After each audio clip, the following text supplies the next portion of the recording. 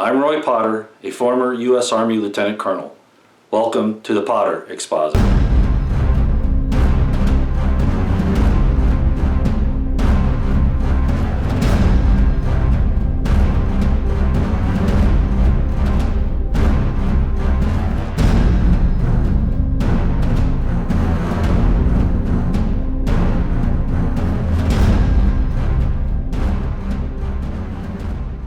So where am I going with this thing with the Second Amendment?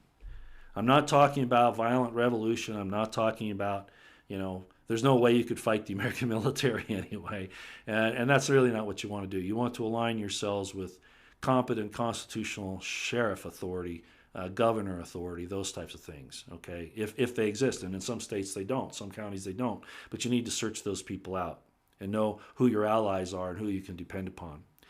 But as a statement of your support for the Second Amendment and your statement to make against these people that are saying that you have no Second Amendment rights, or that they're going to define what they are, that they're going to take away your magazines that have, first it'll be 10 or more, and then it'll be 5 or more, and then it'll be 1. You know how that'll go, right? It's a creep, right? It's an interval. They're going to say that, and then they're going to say, we want to take away your semi-automatic, and then it'll go to your bolt action. And the only thing you can have is a single shot shotgun, and then it'll be, no, you can't even have that. You see where it's going, okay? So how do we make a concerted effort as a people, both economically and politically, to make a statement against that? Well, you have to put your money where your mouth is, okay?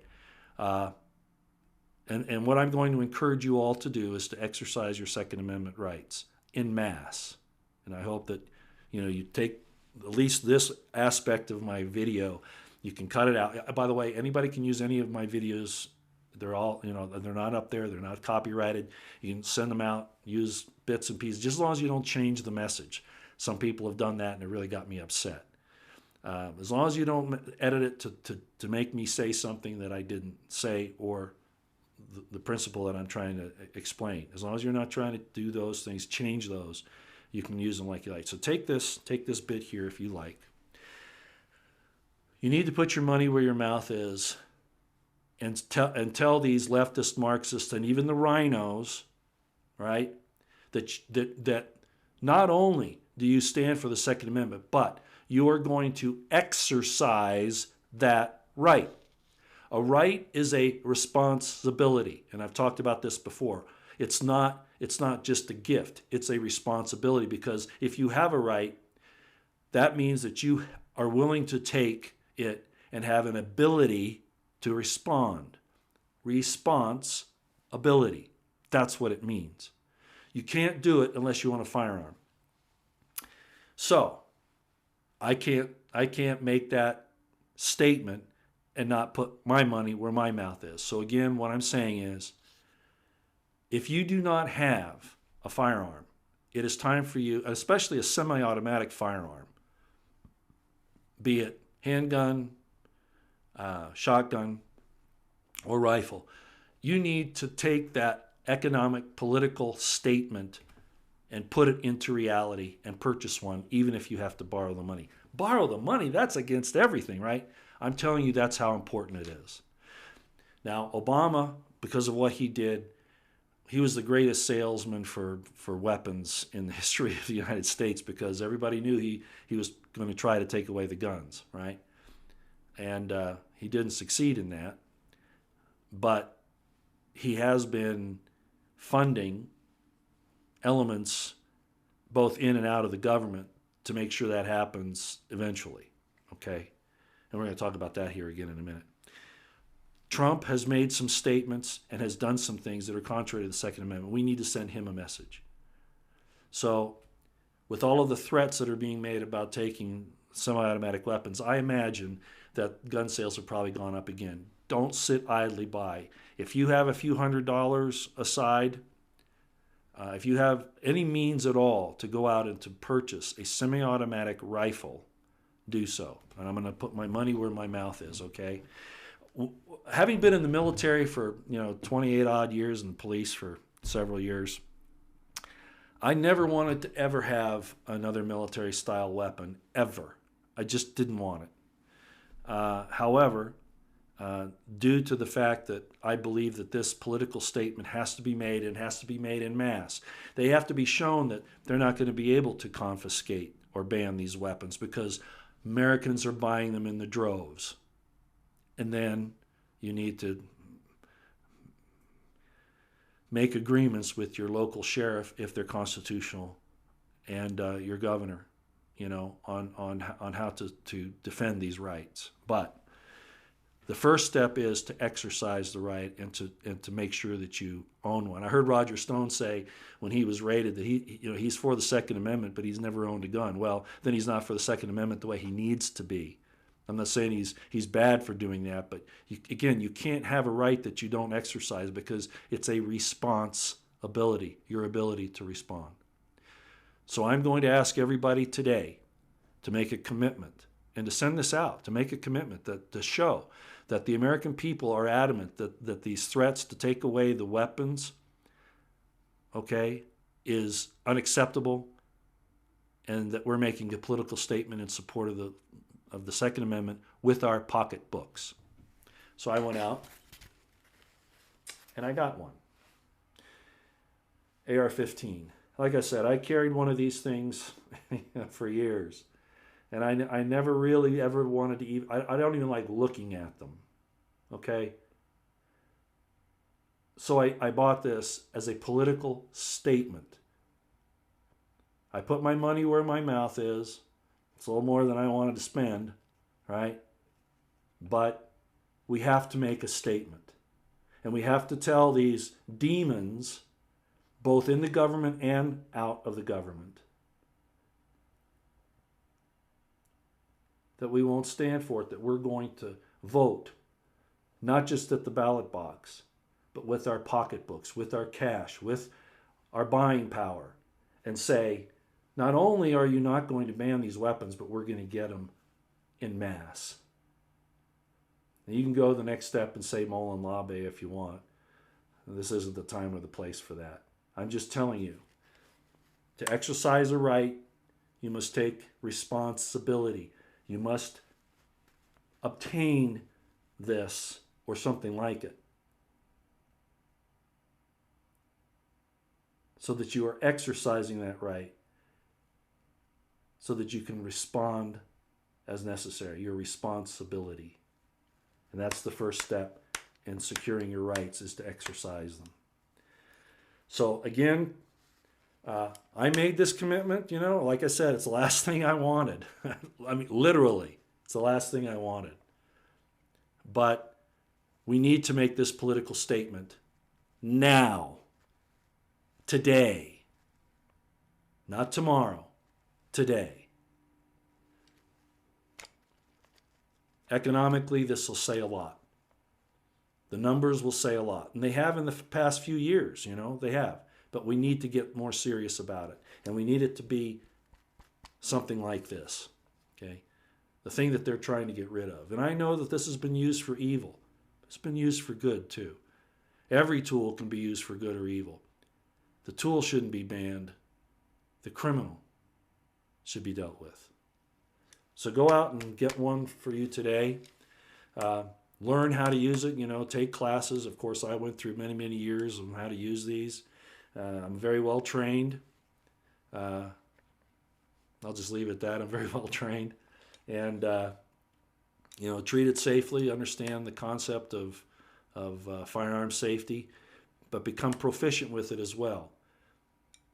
That's necessary. But the first step is to have one, is to have it, to spend the money, to make the political statement with your dollars that you support your right and the right of your neighbor to exercise the Second Amendment. Do it today. Like I said, I already made that commitment. All right. Talking about that tree climbing, Smith & Wesson MPAR-15 MMP, military and police, is reasonable. Yeah, I think you can get those for $500. Just because they're using an AR-15 platform, there are different grades of quality. And you need to research that for yourself. But, you know, you're really not going to go to war with the thing. That's not the issue here. That's not what we're talking about. So you don't need to have a weapon that's going to be able to fire 50,000 rounds without burning the barrel up or, you know, breaking an internal part or whatever. It's the point of making the statement. That's what's important. So yeah, a Smith & Wesson M&P would be fine to make that statement. Just don't think that you're going to get 50,000 rounds through it, because you're not. Okay, there's a difference in the way the barrels are made, the type of steel, whether they're chromed or not. There's a lot of issues there.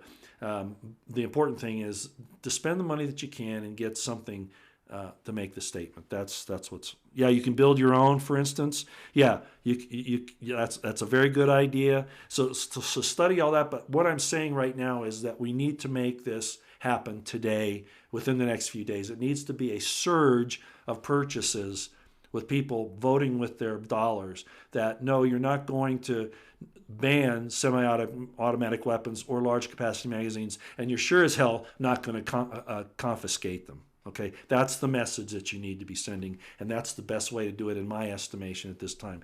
But then be responsible and go the next step and learn how to use it. You don't want to be having it go off by accident. I mean, well-trained people have accidents. I have a police officer friend who got an AR-15. I'm sorry, an AK-47.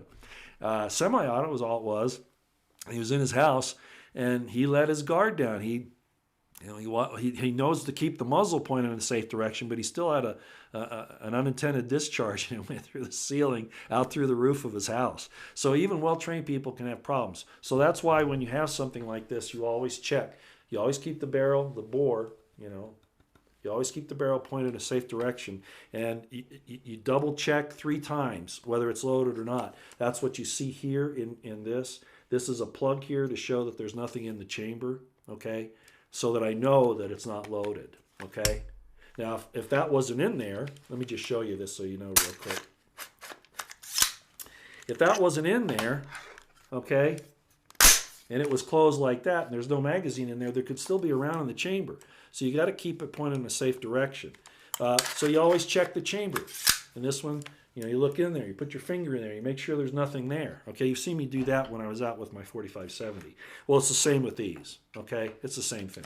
So you have to be very, very cautious as to where this thing is and what's in it. So have the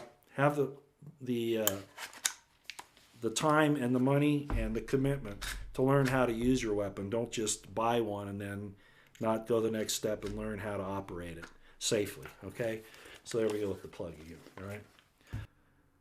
Yeah, a slingshot killed a giant. Watchwoman on the Wall, 2015, she's saying, and it's a very good point. It's a very good point. But you understand, going and buying a slingshot isn't going to make the political statement that needs to be made right now. That's the point. I love slingshots. I've used them. I've used crossbow pistols. Archery, lots of other things. So I understand what you're saying, but we need to make a political statement now. Okay, that's the point of all of this. Whether you may hate guns, okay, learn to use the tool. You may hate screwdrivers, but someday you're going to have to use a screwdriver. Learn how to use it, have it, take the right precautions. With a screwdriver, you don't keep your hand in the way when you're pushing on something and stab yourself. I mean, any tool can hurt you if you don't use it right. Okay, if you don't take the time to learn it. I worry more about Antifa and that kind of a group than I do even the government. The red flag laws and the SWAT teams that are being used to steal people's rights and property are wrong, but you don't want to get in a shooting fight with those guys. If they want them and they come, I'm not telling you to do that. Again, I'm telling you to make a political statement. If thousands, millions of people go out and buy one of these in the next couple of days, do you realize the political statement that will make? It might put you down a few $100. It might put you in debt, but sometimes a debt is worth it when so much is on the line. Yeah, for those of you in places like California where there are already restrictive gun measures involved, I'm not telling you to violate your local laws. Okay, I'm not telling you to do that. I do have a friend in California who is in the process of purchasing an AR-15. He has to go through some type of a training thing and a registration or whatever, and he can't have more than a 5-round magazine, but he's purchasing the weapon. He's taking the steps to purchase the weapon. Don't do it illegally, even though technically what they're doing to you is a violation of the Constitution. The DOJ, like I said earlier, under Trump should come in there and say, you're violating the rights of the residents of your state. Cease and desist, or we're going to come after you. That's what Trump should be doing, not encouraging red flag laws and bump stock laws. He's got it all reversed there, and it does make me very angry because it's like he doesn't really understand the concept. He doesn't understand the principle. Yeah, I'll make this statement. Stephen Turner says ARs can run from about $400 and up into the thousands. You get what you pay for. Well, that's true. There are makes and models out there that are going to jam and all that. So yeah, get the best weapon you can afford. I'll just put it that way. Get the best weapon you can afford. If you can only afford $400, go make the statement. If you can buy a $2,000 weapon, do that. All right, but it's making the statement that's important.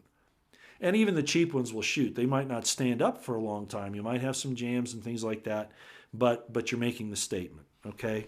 That's, again, what we're really after here.